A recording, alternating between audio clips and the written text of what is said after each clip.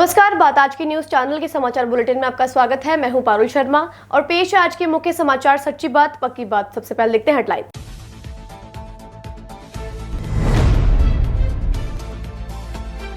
कांग्रेस प्रदर्शन में भाग लेने के लिए अजमेर के कांग्रेसी जयपुर रवाना।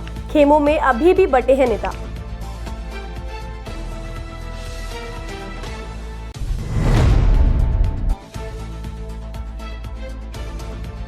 जैन मुनि की हत्या से गुस्साया अजमेर का जैन समाज। राष्ट्रपति के नाम दिया ज्ञापन।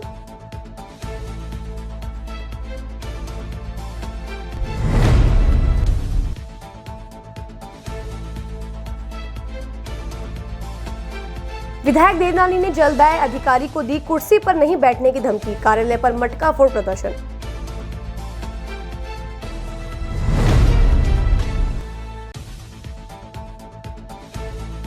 नई नवेली एक दिन रहने के बाद ले भागी लाखों के जेवर। अल्ट्रागेट पुलिस कर रही है दुल्हन की तलाश।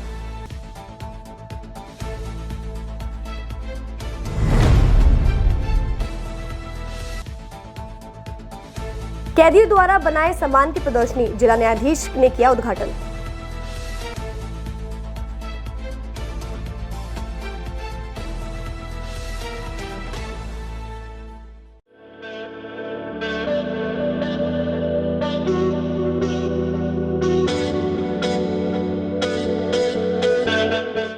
अजमेर शहर में प्लॉट, मकान, फ्लैट, दुकान आदि खरीदने, बेचने व किराए हेतु आज ही प्ले स्टोर से डाउनलोड करें Varsha real estate app. Varsha real estate, a unit of Varsha group, lets you live better.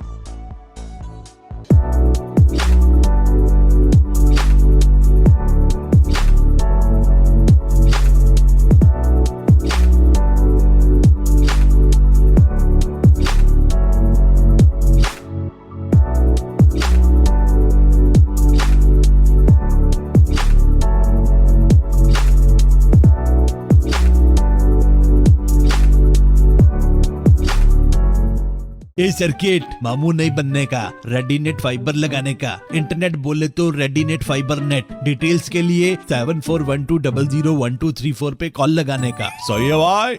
Internet बोले तो रेडीनेट फाइबर।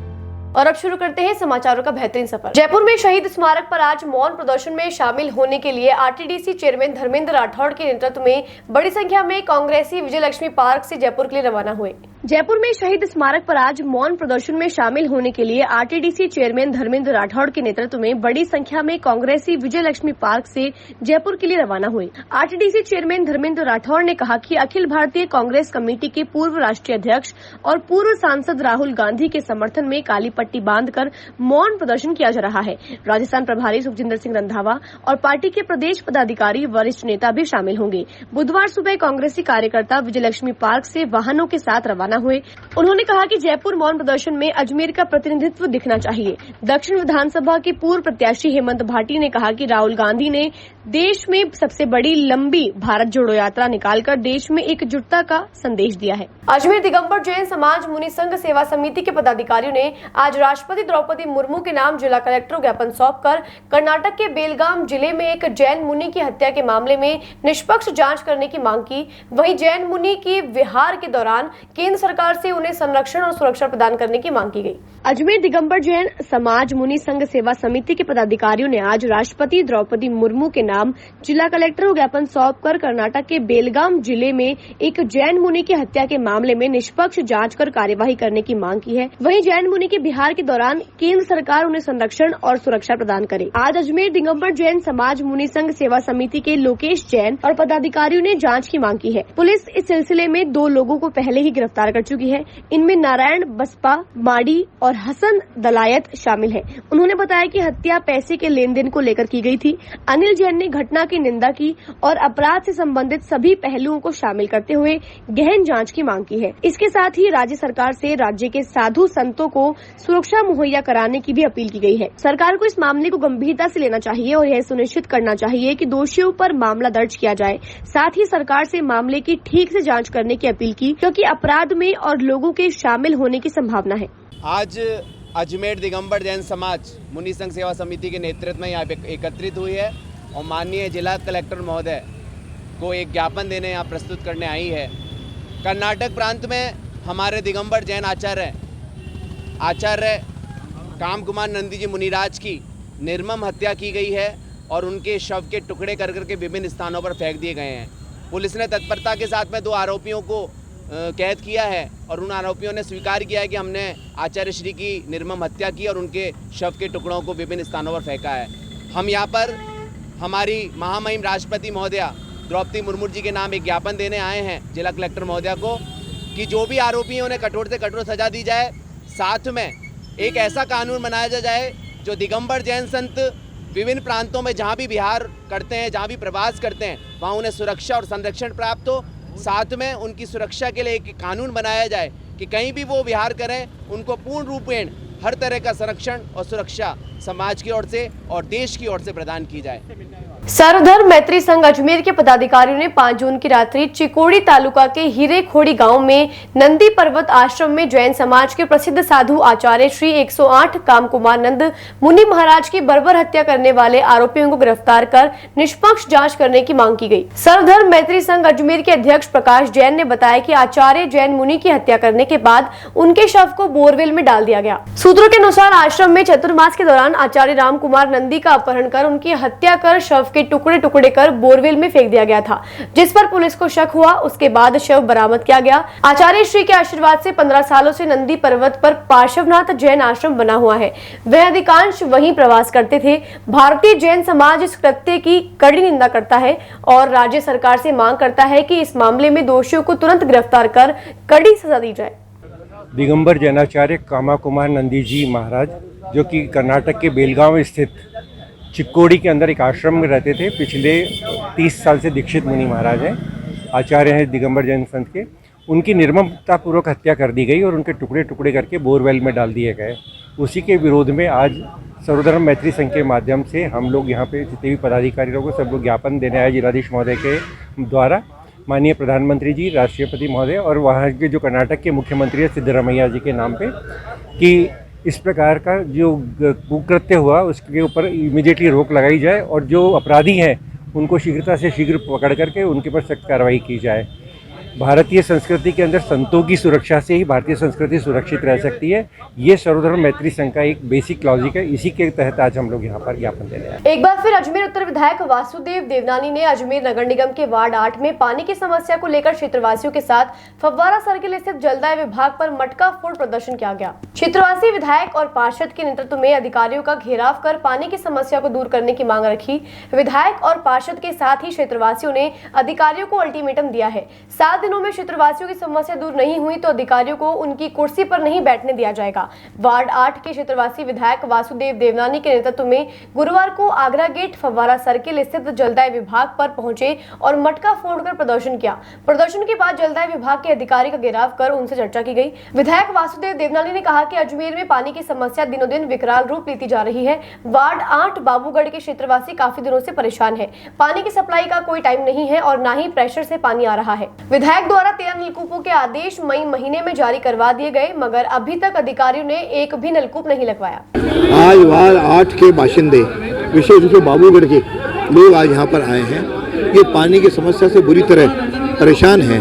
ये बार बार यहाँ पे आते हैं, लेकिन इनको गंदा पानी मिल रहा है और साथ के अंदर पानी अनियमित है, कभी 12 बजे, कभी 2 बजे, कभी 4 बजे, उससे परेशान है। पूरे प्रेशर से नहीं मिल रहा है। अतः आज जनता आक्रोशित होकर के अब जब असहनीय हो गया है तो यहाँ पे जल के भवन के कार्यालय पर यहाँ पे एकत्रित हुए हैं। एक्सचेंज को हमने बुलाया है। एक्सचेंज से आएंगे, पूरी बात करेंगे। उसके बाद यदि कोई समाधान निकलता है तब तक वहाँ धरने पर बैठे रहेंगे। जनता की मांग को लेकर के यहाँ पे खड़े हैं। पहले भी चेताया है, हम लगातार इसके लिए संघर्षरत हैं और इनको इतने नाजुक हैं कि इनके लिए मैं 13 नलकूपों के आदेश वहाँ से करा लाया।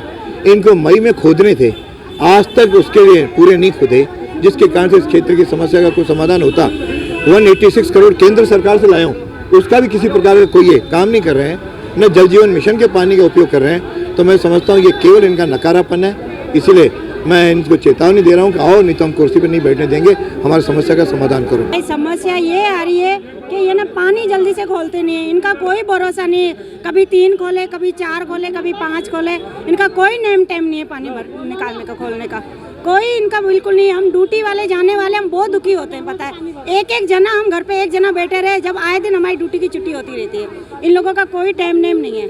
अब बताओ क्या करें इन लोगों के साथ हम। पानी हमारे कभी 4 दिन में आ रहा है, कभी 3 दिन में आ रहा है, और कोई टाइम नहीं है। टाइम तो बिल्कुल भी नहीं है कोई। भाई टाइम तो होना चाहिए ना, एक टाइम तो रखो, या सुबह का रखो, शाम को रखो, कभी तो रखो, पर टाइम का कोई भरोसा नहीं है।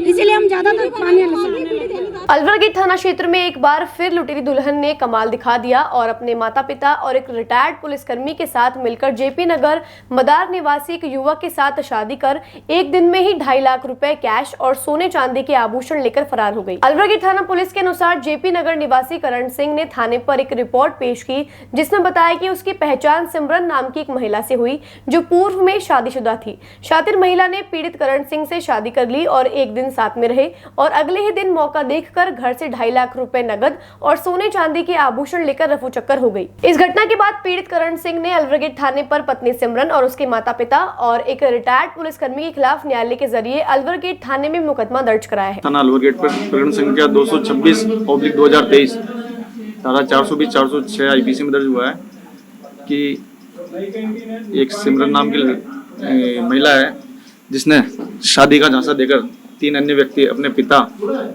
अपनी माता व एक अन्य रिटायर्ड पुलिसकर्मी है रामधन खींची, जिसके साथ मिलकर शादी के नाम पर 2.5 लाख रुपए हड़प लिए एवं शादी के बाद एक दिन रही। वह रुपया पैसा व घर से जो सोना चांदी उसको चढ़ाए थे, शादी के लिए दिए थे, वो लेकर चली गई। इस बात को लेकर 2 तरीका मुकदमा पुलिस थाना अलवर गेट में 2.5 लाख रुपए कैश एवं अन्य सोने की जेवरात है, जिसकी जाँच जयलाल जी इस साहब द्वारा।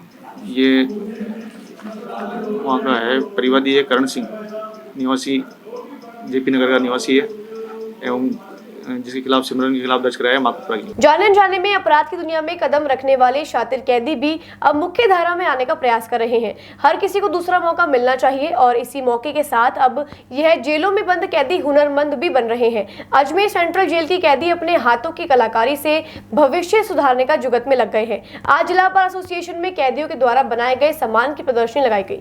जाने अनजाने में अपराध की दुनिया में कदम रखने वाले शातिर कैदी भी अब मुख्य धारा में आने का प्रयास कर रहे हैं। हर किसी को दूसरा मौका मिलना चाहिए और इसी मौके के साथ अब यह जेलों में बंद कैदी हुनरमंद भी बन रहे हैं। अजमेर सेंट्रल जेल की कैदी अपने हाथों की कलाकारी से भविष्य सुधारने की जुगत में लग गए हैं। आज जिला बार एसोसिएशन में कैदियों के द्वारा बनाए गए सामान की प्रदर्शनी लगाई गई। इस प्रदर्शनी का उद्घाटन माननीय जिला एवं सेशन न्यायाधीश संगीता शर्मा के द्वारा फीता काटकर किया गया। इस प्रदर्शनी में केंद्रीय कारागार के कैदियों के द्वारा बनाए गए घरेलू उपयोग के सामान प्रदर्शित किए गए।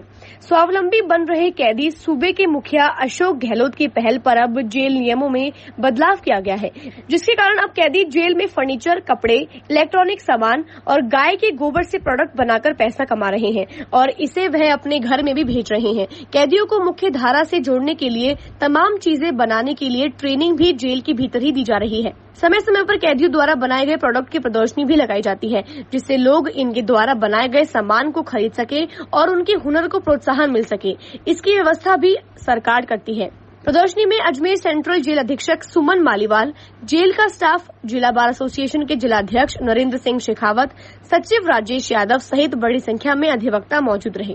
ये जेल के इनमेट्स जो हैं, महिला बंदी और पुरुष बंदी, उन्होंने जो अंदर फैक्ट्री वर्क किया है, उसमें जो उत्पाद तैयार हुआ है उसकी एग्जीबिशन कम सेल है और ये नो लॉस नो प्रॉफिट पे बना हुआ आइटम होता है जो जेल का प्रोडक्ट होता है। क्वालिटी वाइज ये काफ़ी अच्छा है। इसमें बंदियों ने अपनी कलाकारी भी यूज़ करी है, जिसमें इन्होंने पेंटिंग्स बनाई हैं आर्ट एंड क्राफ्ट के रूप में। उसको भी हम लेके आए। कशीदे के भी कुछ नमूने यहाँ पे हैं जो हाथ से एम्ब्रॉयडरी करते हैं, वो अभी हम डेवलप हो रही है उनकी स्किल इसमें।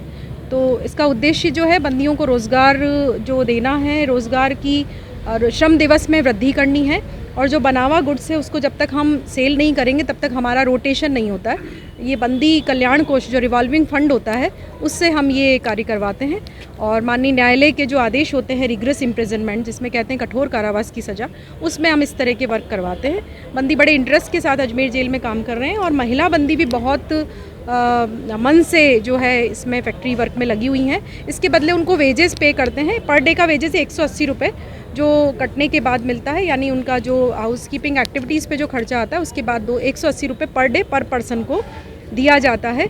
हर महीने की लगभग 15 तारीख के आसपास हम इनका पेमेंट कर देते हैं। जो बना हुआ उत्पाद है उसका सेल से कनेक्शन नहीं है। बंदी ने तो बना दिया है तो उसको तो हम वेजेस देंगे ही देंगे। ये हम चूँकि डंप आइटम नहीं रहे, जेल के प्रिजनर्स किस तरह से समाज की मुख्य धारा में आना चाह रहे हैं और आने के लिए तैयार हो रहे हैं, उस एक संदेश को देने के लिए भी एग्जीबिशन लगाई गई है। मैं डिस्ट्रिक्ट जज मैडम का और बार एसोसिएशन के प्रेसिडेंट नरेंद्र जी, सेक्रेटरी साहब का जो मेरे साथ ही हैं, इनका धन्यवाद करती हूँ और समस्त जो एडवोकेट्स हैं इस अजमेर के, उनका भी धन्यवाद करती हूँ कि उन्होंने ये अपॉर्चुनिटी जेल के इन बंदियों को दी। Thank you so much. ये जिला बार एसोसिएशन में पिछले साल सुप्रिटेंडेंट सुमन पालीवाल जी ने एक प्रदर्शनी लगवाई थी जिसमें जो कैदी हैं उनके हस्त निर्मित पेंटिंग, मसाले, साबुन, चादर वगैरह की लगाई थी। उनका जो पिछली बार प्रदर्शन रहा, जिस तरह की सेल रही, तो इस बार भी उनकी बहुत डिमांड थी एडवोकेट्स की कि वो प्रदर्शनी वापस लगाई जाए। तो सुप्रिटेंडेंट साहब से हमारी बात हुई तो ये वापस लगाई गई है और इसमें सारा जो प्रोडक्ट है वो सेंट्रल जेल के जो कैदी हैं उनके हाथ से निर्मित है। आज जेल कैदियों द्वारा एक एग्जीबिशन कम सेल का आयोजन जिला एवं सेशन न्यायालय परिसर के जिला बार के हॉल में रखा गया, जिसका उद्घाटन माननीय श्रीमती संगीता शर्मा जी, जिला एवं सेशन न्यायाधीश अजमेर के द्वारा किया गया। ये एग्जीबिशन कम सेल कैदियों द्वारा निर्मित उत्पाद हैं जिनको नो प्रॉफिट नो लॉस पर रखा गया है, जिससे कि उनको अपराधों से दूर किया जा सके तथा वो जो समाज की मुख्य धारा में आ सके।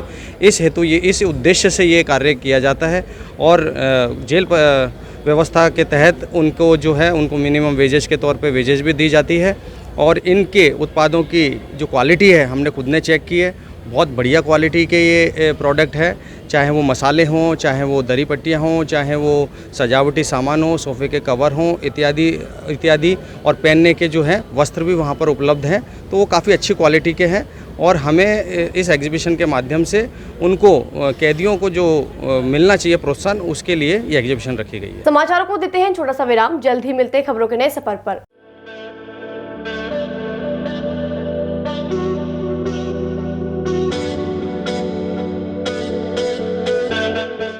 अजमेर शहर में प्लॉट, मकान, फ्लैट, दुकान आदि खरीदने, बेचने व किराए हेतु आज ही प्ले स्टोर से डाउनलोड करें Varsha real estate app. Varsha real estate, a unit of Varsha group, lets you live better.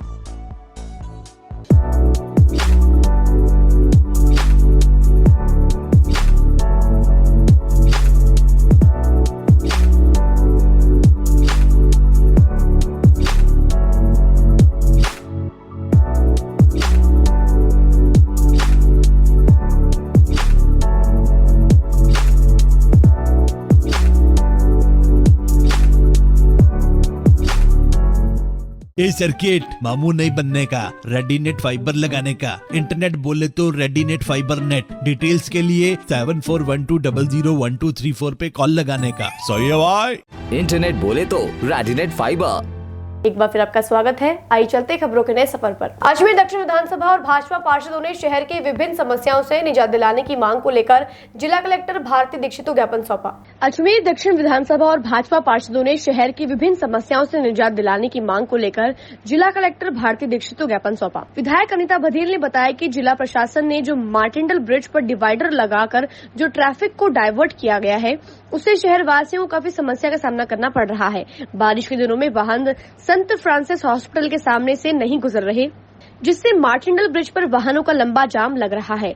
Bridge पर डिवाइडर लगाकर ट्रैफिक को डाइवर्ट किया गया है। उससे रावण की बगीची, केसरगंज, भगवानगंज, आशागंज, रामगंज के आसपास के क्षेत्रवासियों को श्रीनगर रोड, गुलाबबाड़ी जाने के लिए पहले स्टेशन रोड आना पड़ता है, उसके बाद मार्टिंडल ब्रिज चढ़कर जाना पड़ता है। इससे ईंधन और समय की काफी खपत होती है। इसी तरीके से दूसरी समस्या नगर निगम के सफाई कर्मचारियों की बताई, जिसमें हड़ताल के दौरान नगर निगम के सफाई कर्मचारियों का 3 दिन का वेतन सरकार ने रोक लिया, जिसे कर्मचारियों को दिलाया जाए। तीसरी समस्या, राज्य साइकिल से मदार जाने वाले आरोही ब्रिज के दोनों तरफ की सड़कें टूटी फूटी हैं, जिसे तुरंत प्रभाव से रिपेयर कराने की मांग की गई है। इस मौके पर बड़ी संख्या में भाजपा कार्यकर्ता, भाजपा के पार्षद मौजूद रहे।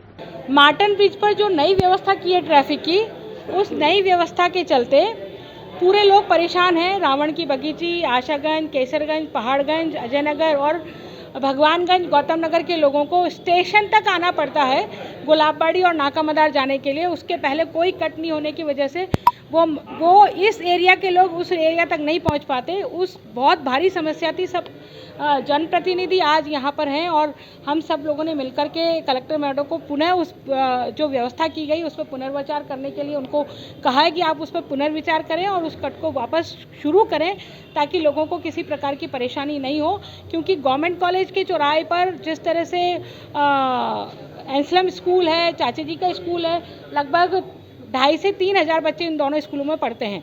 केसरगंज में और भी स्कूल हैं, वो बच्चे भी इसी मार्ग से निकलते हैं। ऐसी स्थिति में पूरी तरह से जाम वो रोड हो जाता है और लोगों को निकलने के लिए बहुत दिक्कत होती है, बहुत परेशानी का सामना करना पड़ता है।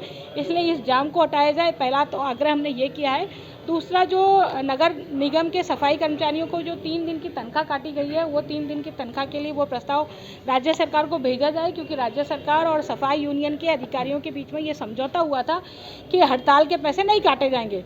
तो वो आदेश मंगाए जाए और उन आदेशों के तहत उनको पुनः जो पेमेंट काटा गया उसका भुगतान किया जाए। तीसरा, जो राजा साइकिल चौराहे से जो सड़क जाती है गुलाबबाड़ी में, जो नया ओवरब्रिज बन रहा है, उसके नीचे दोनों तरफ से बहुत बुरी तरह से रोड खुदी हुई है। RSRDC ना तो उस ओवरब्रिज को बनाने का काम कर रही है और ना ही नीचे जो सड़कें हैं उसकी मेंटेनेंस का काम कर रही है।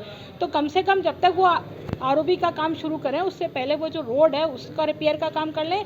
और इसी तरह से आशागंज से लेकर के रामगंज थाने तक की रोड जो 2.5 करोड़ रुपए की स्वीकृत है, उस 2.5 करोड़ रुपए की रोड को सिर्फ कार्य प्रारंभ करना PWD को, और कैमरास की केबल बिछाने के चक्कर में वो काम रोक दिया गया था।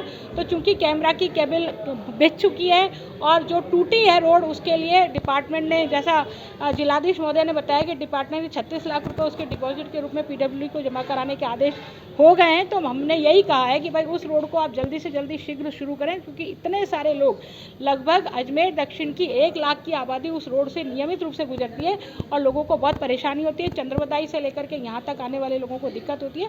तो इसका समाधान तुरंत हो जाए वो रोड के बनाने से। ये सारे विषय आज जिलाधीश महोदय को पुणे हमने रखे हैं। बिल्कुल, अब ये पता नहीं किन्होंने इस बात को कहा है, कैसे उन्होंने इस बात को माना है। खुद प्रॉब्लम वहाँ पर है, खुद उसको समझना चाहिए उन लोगों को और समझ कर ही उसका समाधान करना चाहिए। क्योंकि जो भी व्यवस्था होती है वो लोगों की सहूलियत के लिए होती है, ना कि लोगों को दुविधा दिलाने के लिए होती है। तो लोगों की सहूलियत के लिए काम किया जाए तो उसके लिए किसी को भी आपत्ति नहीं होगी। GRP अजमेर पुलिस ने ऐसे शराब तस्कर को गिरफ्तार किया है जो सेना का अधिकारी बन शराब की तस्करी करता है। आरोपी से फौजी की ड्रेस और 124 बियर की बोतलें बरामद हुई हैं। आरोपी से पूछताछ के बाद रेलवे न्यायालय पेश किया गया। GRP अजमेर पुलिस ने ऐसे शराब तस्कर को गिरफ्तार किया है जो सेना अधिकारी बन शराब की तस्करी करता है। आरोपी से फौजी की ड्रेस और 124 बियर की बोतल बरामद हुई है। आरोपी से पूछताछ के बाद रेलवे न्यायालय पेश किया गया है। अजमेर रेलवे स्टेशन पर शराब तस्करी का एक अनोखा मामला सामने आया है। एक शराब तस्कर फौजी की वर्दी में शराब तस्करी कर रहा था। GRP पुलिस को शक होने पर युवक की तलाशी ली तो उसके कब्जे से 5 कार्टून बियर के बरामद हुए जो अजमेर से गुजरात ले जाई जा रही थी।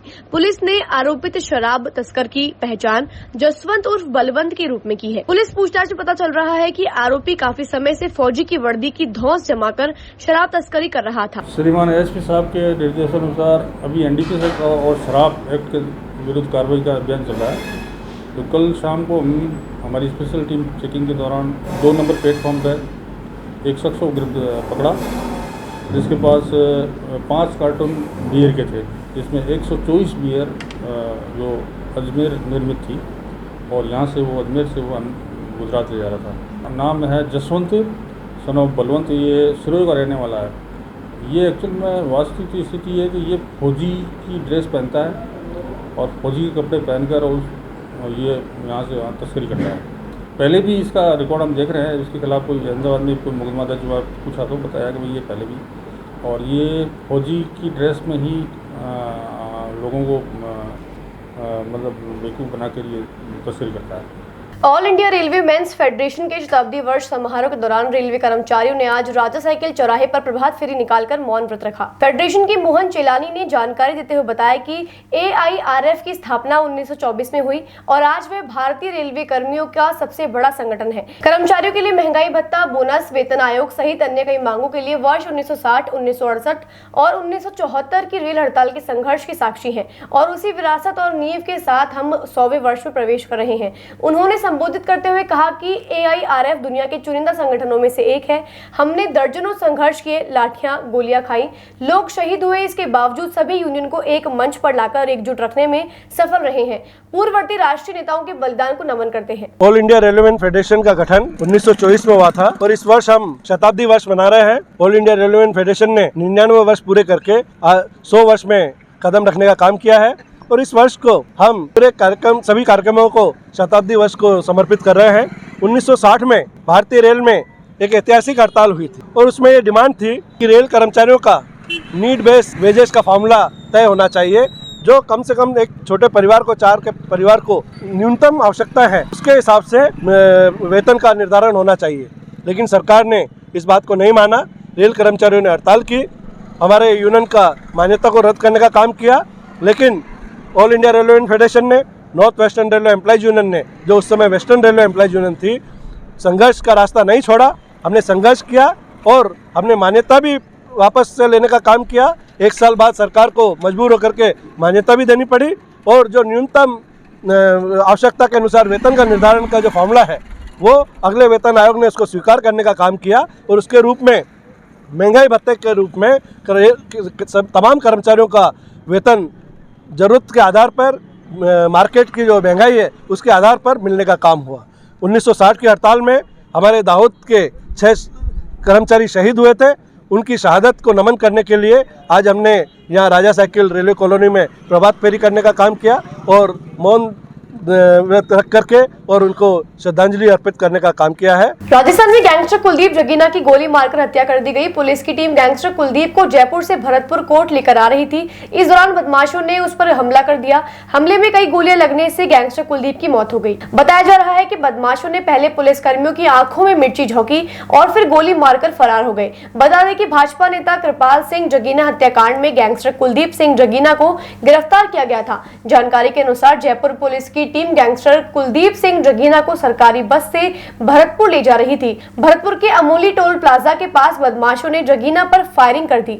बदमाशों ने करीब 8 से 10 राउंड फायरिंग की। इस दौरान गोली लगने से जगीना की मौके पर ही मौत हो गई। पुलिस की टीम ने गैंगस्टर जगीना के शव को अस्पताल पहुंचाया। वहीं घटना की सूचना पर भारी पुलिस बल मौके पर मौजूद है। भारतीय आंगनबाड़ी कर्मचारी संघ जिला अजमेर के पदाधिकारियों ने मुख्यमंत्री के नाम जिला कलेक्टर को ज्ञापन सौंपकर आंगनबाड़ी में व्याप्त समस्याओं से निजात दिलाने की मांग की गई। आंगनबाड़ी कार्यकर्ताओं ने बताया कि अधिकांश आंगनबाड़ी केंद्र जो सरकारी भवनों में संचालित हो रहे हैं वह काफी जर्जर अवस्था में होने के कारण गिरने का खतरा उत्पन्न होता है। इसलिए मरम्मत का कार्य जल्द से जल्द कराया जाए और बजट में आंगनबाड़ी में सेवानिवृत्त पर 2 से 3 लाख रुपए आर्थिक सहयोग के रूप में देने की घोषणा की थी। उसके आदेश आज दिनांक तक प्रसारित नहीं हुए। इन सभी समस्याओं को जल्द से जल्द निस्तारण किया जाए। आज हम सभी बहनों ने यहाँ पर धरना प्रदर्शन इसलिए कर रहे हैं क्योंकि केंद्र सरकार का बकाया 3 माह से हमको मानदेय नहीं दिया जा रहा, जिससे हमारी आर्थिक स्थिति बहुत दयनीय हो गई है और फरवरी के बाद से ही हमारा भवन किराया भी नहीं दिया जा रहा। चिरंजीवी योजना में जो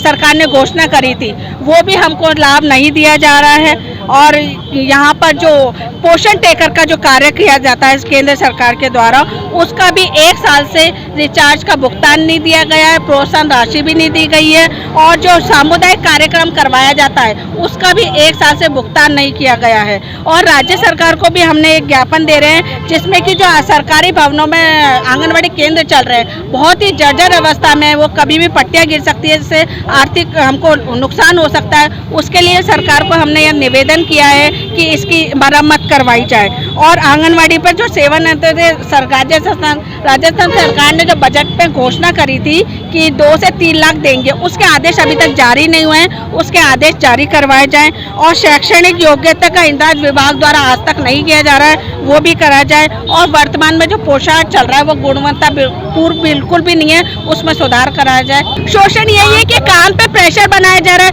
किसी दूसरे अन्य विभाग का जो कार्य होता है वो भी हम पे थोप दिया जाता है कि आप BLO के साथ भी काम करो, ये क्या बोलते हैं इलेक्शन होता है उसमें भी कार्य करो, अन्य जो आयुष्मान कार्ड बनवाए जा रहे हैं वो भी काम हमसे कराया जा रहा है, चिरंजीवी योजना का भी काम हमसे करवाया जाता है। यही तो शोषण ही तो है ये हमारा, और है ही क्या। समाचारों को देते हैं छोटा सा विराम, जल्द ही मिलते हैं खबरों के नए सफर पर।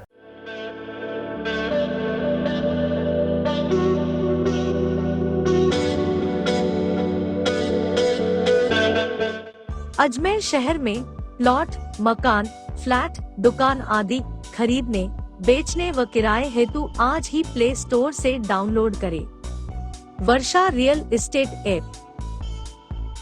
वर्षा real estate, a unit of Varsha group, lets you live better.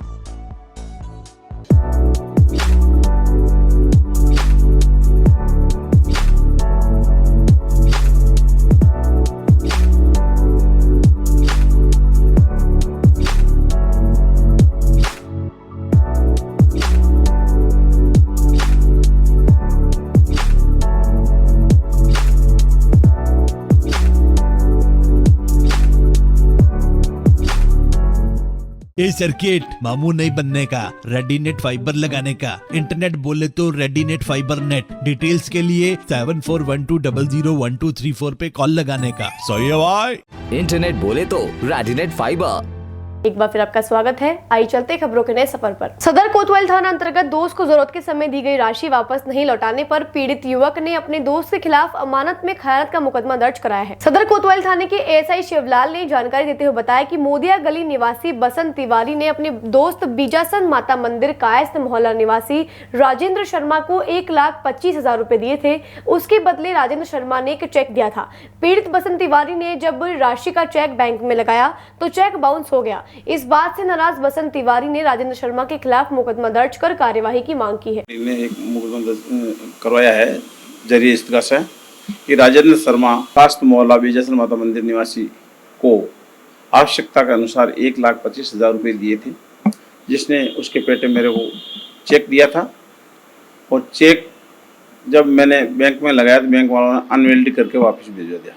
उसे बार बार पैसे मांगने के बावजूद भी वो तकाजा कर रहा, पैसे मेरा दे नहीं रहा, मेरे साथ धोखाधड़ी और मेरी अमानत में खयानत की। के खिलाफ मुकदमा जो है जांच जारी है। भाजपा युवा मोर्चा प्रदेश मंत्री रामेश्वर छाबा के नसीराबाद पहुंचने पर शेरखान रोड स्थित संधि धर्मशाला में भाजपा युवा मोर्चा जिलाध्यक्ष अर्जुन नलिया और युवा मोर्चा अध्यक्ष राजेश लखन के नेतृत्व में नसीराबाद विधानसभा क्षेत्र के भाजपा युवा मोर्चा कार्यकर्ताओं ने प्रदेश मंत्री रामेश्वर छाबा का माला व साफा पहनाकर गर्मजोशी से भव्य स्वागत किया। छाबा ने कांग्रेस सरकार पर जमकर निशाना साधते हुए बताया कि भाजपा प्रदेशाध्यक्ष CP जोशी के निर्देशानुसार और भाजपा युवा मोर्चा प्रदेशाध्यक्ष अंकित चेची के नेतृत्व में आगामी 18 जुलाई को भाजपा युवा मोर्चा द्वारा अजमेर RPSC का महाघेराव कर प्रदेश की कांग्रेस सरकार के खिलाफ विरोध प्रदर्शन किया जाएगा। वहीं आपको बता दें कि भाजपा युवा मोर्चा प्रदेश मंत्री रामेश्वर छाबा ने प्रेस कॉन्फ्रेंस के दौरान कहा कि प्रदेश की कांग्रेस सरकार युवाओं के भविष्य के साथ 4.5 सालों से खिलवाड़ करती हुई आई है, जिसका खामियाजा आज तक प्रदेश का युवा भुगत रहा है। पिछले 3-4 साल के अंदर इस कांग्रेस की इस भ्रष्ट सरकार के द्वारा, इस युवा विरोधी सरकार के द्वारा इस प्रदेश के 10 लाख युवाओं के साथ में जो छलावा किया गया, उस छलावे का बदला लेने के लिए आज 18 तारीख को जो हमारे युवा मोर्चा के प्रदेश अध्यक्ष अंकित चेची जी के नेतृत्व में और भारतीय जनता पार्टी के प्रदेश अध्यक्ष CP जोशी के मार्गदर्शन के अनुसार आगामी 18 तारीख को अजमेर के RPSC का बड़ा तर्ज पर प्रदेश के लाखों हजारों युवाओं के द्वारा महाघेराव किया जाएगा, जिसको लेकर आज इस नसीराबाद के अंदर पूर्व तैयारियों को लेकर विभिन्न जो जिम्मेदारियां हैं वो कार्यकर्ताओं को जिम्मेदारी देने का काम आज इस मीटिंग के द्वारा किया गया। नसीराबाद विधानसभा क्षेत्र के कांग्रेसी कार्यकर्ताओं में पूर्व विधायक व पूर्व पीसीसी सचिव महेंद्र सिंह गुर्जर को पीसीसी महासचिव बनाए जाने पर कांग्रेसी कार्यकर्ताओं में खुशी की लहर दौड़ पड़ी। जहां विधानसभा क्षेत्र के कांग्रेसी कार्यकर्ताओं ने नसीराबाद में पूर्व युवा कांग्रेस अध्यक्ष राहुल गुर्जर व कर्मठ कार्यकर्ता फैजान हसन के नेतृत्व में कार्यकर्ताओं ने पीसीसी महासचिव महेंद्र सिंह गुर्जर का माला व साफा पहनाकर जोरदार स्वागत किया। इस मौके पर पीसीसी महासचिव महेंद्र सिंह गुर्जर ने अपने संबोधन में कहा कि पिछले 2 सालों से सचिव पद पर सफल कार्य होने पर पीसीसी के द्वारा महासचिव की जो मुझे जिम्मेदारी दी गई है, पीसीसी कमेटी को मेरी ओर से बहुत बहुत आभार व धन्यवाद। माननीय डोटासरा जी ने 2 साल तक सचिव पद में काम किया और महासचिव की जिम्मेदारी दी है। माननीय हमारे अध्यक्ष जी डोटासरा जी, माननीय मुख्यमंत्री जी मिलकर ये दिए, तो ये पूरे राजस्थान में अब सामने जो विधानसभा चुनाव आ रहे हैं, जो भी टीम बनाई नई, पूरी टीम हमारी मिलकर वापस हम सरकार रिपीट करेंगे। और जो रिकॉर्ड था राजस्थान का कि एक बार कांग्रेस बीजेपी, अब की बार पूरी टीम और ये युवा साथियों की टीम जो चल रही है अभी, ये सब मिलकर राजस्थान में वापस सरकार रिपीट करेंगे। और जो भी मुझे काम दिया गया है महासचिव का, वो संपूर्ण काम आप सबके सहयोग से, युवा साथियों मेरे साथ के भी है, उनके साथ से पूरे अच्छा काम करेंगे। आज के समाचार बुलेटिन में बस इतना ही। कल फिर होगी आपसे मुलाकात, तब तक के लिए दीजिए इजाजत। नमस्कार।